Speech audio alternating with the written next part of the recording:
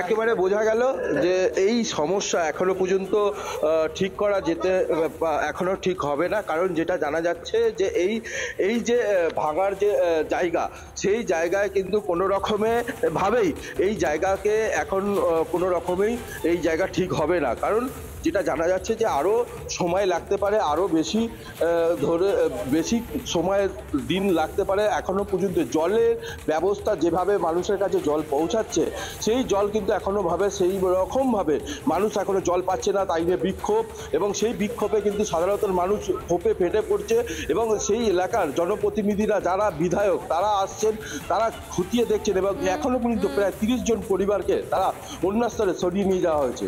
একদমই অবশ্যই পিউও রয়েছে, আমি চলে যাবো সরাসরি পিউ এর কাছে। পিউ, বাসিন্দারা ভয়ঙ্কর একটা পরিস্থিতির মধ্যে আছেন, আমি বুঝতে পারছি তুমি ওখানে গেছো, তাদের সঙ্গে যদি কথা বলে থাকো তারা কি করবেন, এবার কোথায় যাবেন?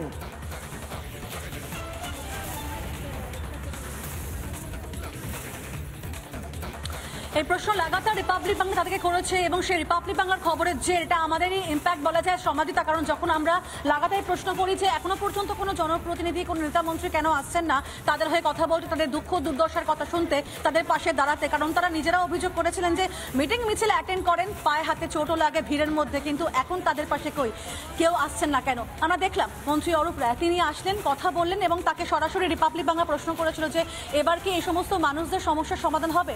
তিনি বললেন যে একদিনে হয়তো হবে না, কিন্তু আশ্বস্ত করলেন যে এই সমস্যার সমাধান করবে। রিপাবলিক বাংলা এও প্রশ্ন করেছিল যে এখানে তো ডাম্পিং গ্রাউন্ড রয়েছে, আবারও ধস নামবে, আবারও মানুষটা ধসের শিকার হবে, বাড়িঘর তাদের ফাটল দেখা দেবে, সেখানে কি একেবারে পার্মানেন্ট কোনো সমাধান রয়েছে কি? সেই প্রশ্নের উত্তরে মন্ত্রী জানিয়েছেন সেটাও কিন্তু ভাবনা চিন্তা করা হচ্ছে, তাদেরকে যদি এখান থেকে একেবারে অন্যত্র সরিয়ে নিয়ে যাওয়া যায়, কিন্তু সেটা একেবারে আলোচনা সাপেক্ষ আলোচনা করা হবে। তবে এখানকার মানুষের মধ্যে যে ক্ষোভ রয়েছে, তিনি বললেন যে ক্ষোভ থাকতে পারে, তিনি কোনো কিছু রকমভাবে এটা মনে করছেন না, কারণ যারা যে সমস্যার মধ্যে রয়েছেন সেই ক্ষোভ তাদের মধ্যে এসে গেছে। এবার যখন মন্ত্রী এলেন তারপরে কি আপনারা কোনো রকম ভাবে একটু আশ্বস্ত হলেন? কি চিন্তা, আমরা তো চিন্তাতে ঘুমাতে পারছি না, মানে বাচ্চা কাচ্চা নিয়ে, ঠিক আছে, অনেক অসুবিধা হয়ে গেছে সব নিয়ে। মন্ত্রী তো বলছেন ব্যবস্থাপনা করে দেবেন, কি ব্যবস্থা হবে? আমরা তো ব্যবস্থা দেখছি 3 দিন ধরে কিছু হচ্ছে না। হ্যাঁ, এবার নাকি সবকিছু হবে, তাহলে কি বলছেন? এটা ওনাদের উপরে নির্ভর আছে, কি করবেন না করবেন, আমরা তো কিছু করতে পারবো না, আমরা তো সাধারণ মানুষ, খেটে খাই। আপনারা কিছু করতে পারবেন না, কিন্তু আপনারা কি বিশ্বাস তো রাখবেন ওনাদের উপর? কথা থেকে আগে যখন কথা বলেছেন সেই কথাকে রেখেছেন। বিশ্বাস তো রাখতেই হবে, বিশ্বাস তো রাখতেই হবে, বিশ্বাস না রাখলে তো হবে না। আগে কি এইভাবে যখন আপনারা সমস্যায় পড়েছেন তখন কি তারা পাশে ছিল কোনোভাবে কোনো কথা? হ্যাঁ, তো সব সময় তো ওনারা। তাহলে আজ এই পরিণতি কেন? এবার তো হঠাৎ এটা হয়েছে, বলে তো হয়নি দুর্ঘটনাটা।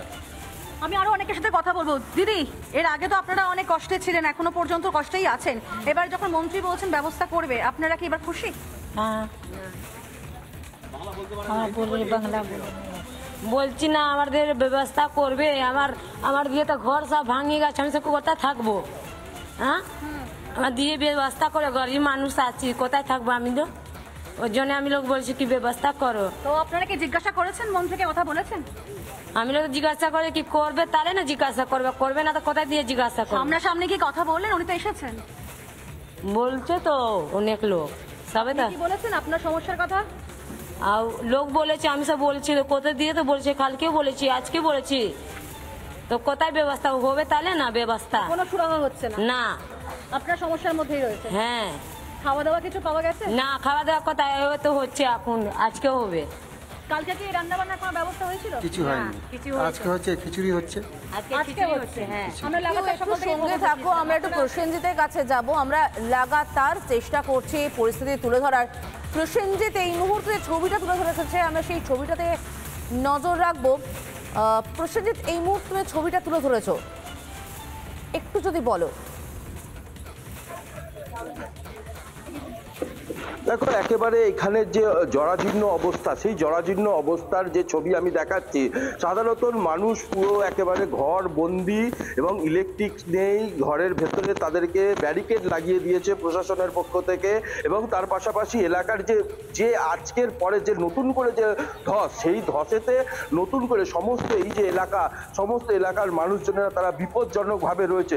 আমি একটু যাবার চেষ্টা করবো। এই দেখতেই পাচ্ছ যে এরকম তার ছিঁড়ে পড়ে রয়েছে এবং সেই ভেতর থেকে আমরা যাচ্ছি এবং গিয়ে তাদের সঙ্গে একটু কথা বলবো যে তারা কতটা আতঙ্কিত রয়েছে এবং এই এলাকার মানুষজনরা তাদের ঘর পুরোপুরি ভাবে ভেঙে গেছে এবং এখানে কোনো রকমের তাদেরকে এলাকার বাসিন্দাদের সঙ্গে কথা আমরা লাগাতারই বলছি, লাগাতার শুনছি, তাদের কান্নায় ভেঙে পড়ার ছবিও আমরা দেখাচ্ছি, আমাদের প্রতিনিধিরা দেখাচ্ছেন। আমরা একবার দেখাবো সেই মুহূর্তে ছবি। আমাদের প্রতিনিধি পিউই যখন গেছেন তাদের কাছে একটু সহমর্মিতার স্বর শুনেই কিভাবে কান্নায় ভেঙে পড়েছেন তারা। আপনাদের বাড়িটা এই রাস্তার সমান পুরো উঁচু ছিল, কিন্তু এটা পুরো তো একেবারে নিচু হয়ে যাচ্ছে, এর মধ্যে থাকতে হলো আপনাদেরকে। হ্যাঁ, ওইভাবেই তো থাকছি, আর কোনো উপায় নেই তো আমাদের। এর আগে কি এরকম বড় ফাটল কোনোদিন দেখা দিয়েছিল? না, কোনোদিন হয়নি এটা। আর এর জন্য আপনাদের ঘর পুরো একেবারে ভেঙে গেছে? পুরো ঘর ভেঙে গেছে। থাকছেন কিভাবে এর মধ্যে? আমরা এর মধ্যেই থাকছি, একবার ভেতরে ঢুকছি আবার উড়মুড় করে বাইরে পালাচ্ছি। না, কাঁদবেন না, কাঁদবেন না, ভেঙে পড়বেন না। ব্যবস্থা করিনি, কাল থেকে আমরা একটা জলের বোতল পর্যন্ত আমাদের দিনে, একটা বিস্কিটের প্যাকেট, কাল থেকে আমরা না খেয়ে দিয়ে এমনি পড়ে রয়েছে এখানে। বাচ্চা সবাইকে নিয়ে এইভাবে রয়েছে? সবাইকে নিয়ে এইভাবে রয়েছে। ঘর বাড়ি দেখে পুরো ভেঙে গেছে, সব চুরমার হয়ে গেছে, কিছু নেই বাড়িতে, কিছু নেই। দুটো বাচ্চা নিয়ে কোথায় যাবো? ভেঙে পড়বেন না, দাঁড়ান।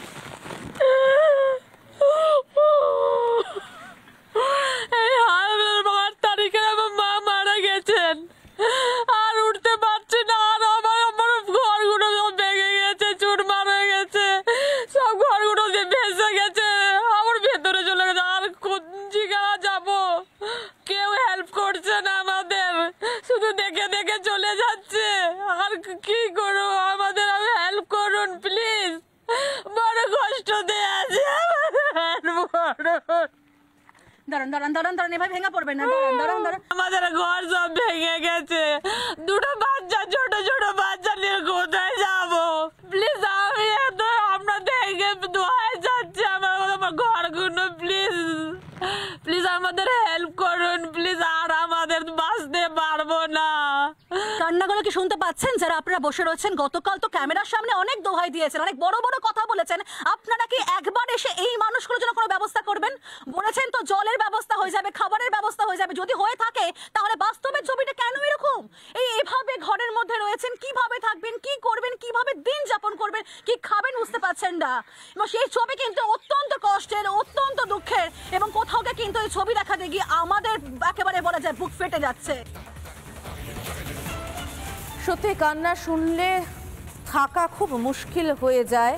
প্রাক্তন কাউন্সিলর ভাস্কর ভট্টাচার্য তিনি কি বলছেন পুরো পরিস্থিতি নিয়ে শুনবো। প্রাথমিক কাজ হচ্ছে এদেরকে রিহ্যাবিলিটেশন করা, তো সেইটার ব্যাপারে আমরা বলেছি একটা তালিকা তৈরি করে। আর এটা তো কেউ পায়নি, হাওড়া কর্পোরেশনে এই যে আপনার এটা ডিসলোকেশন হয়েছিল 48 ঘন্টা কোনো জায়গায়। আজকেই তো খাওয়া দাওয়া রান্না হচ্ছে, খাবে, তারপরে ছাত্রদলের কালকে রাত্রে খিচুড়ি খেয়েছি। এনাদের আমরা 3টে জায়গায় ব্যবস্থা করেছি, সবাইকে আমরা রিকোয়েস্ট করেছি যে আপনারা আপাতত 1 দিন 2 দিন ওখানে থাকুন, তারপরে এইখানে যারা রয়েছে তাদের একটা পার্মানেন্ট ব্যবস্থা তো করা হচ্ছে। এখানেও যদি কোনো ফাঁকা জায়গা থাকে এখানে হতে পারে, কিন্তু এখানে হতে গেলে ধরুন একটা ঝড় যদি হয় তখন একটা ঘরকে করে দেওয়া যায়, কিন্তু এইখানে ধরুন এই ঘরটা বসে গেছে, এখন এই ঘরটাকে যদি নতুন করে সরকার থেকে করে দেয় তাহলে আবার যে বসে যাবে না সেটা কি? এটাও ইঞ্জিনিয়ারের ভাবনা চিন্তা। হ্যাঁ, সেটাই কোনো জায়গা দেখে একটা কিছু করা হচ্ছে, আজকালের মধ্যেই সিদ্ধান্ত হবে। বিজেপির নেতা, বিজেপির প্রাক্তন সাংসদ দিলীপ ঘোষ তিনি কি বলছেন শুনে নেব। কী কারণে তার অনুসন্ধান করা উচিত যাতে আগামী দিনে এমন দুর্ঘটনা না ঘটে। অনেক জায়গায় হঠাৎ পুকুর বুঝিয়ে দেওয়া হচ্ছে, হঠাৎ গর্ত বুঝিয়ে দিয়ে বাড়িঘর হয়ে যাচ্ছে, জল ঢুকলে ধস হয়ে যাচ্ছে। এ ধরনের ঘটনা রানিগঞ্জ আসানসোল এলাকায় হয়েই থাকে। আজ হাওড়ায় কেন এ ধরনের ঘটনা ঘটছে? অনুসন্ধান করা উচিত, মানুষ তো ভয়ে ভয়ে বেঁচে থাকবে। নানা ধরনের কন্টেন্ট দেখার জন্য লাইক করুন, শেয়ার করুন আমাদের ফেসবুক পেজ, সাবস্ক্রাইব করুন আমাদের ইউটিউব চ্যানেল। পাশাপাশি অন্যান্য ব্রেকিং নিউজের জন্য অবশ্যই চোখ রাখুন রিপাবলিক বাংলায়।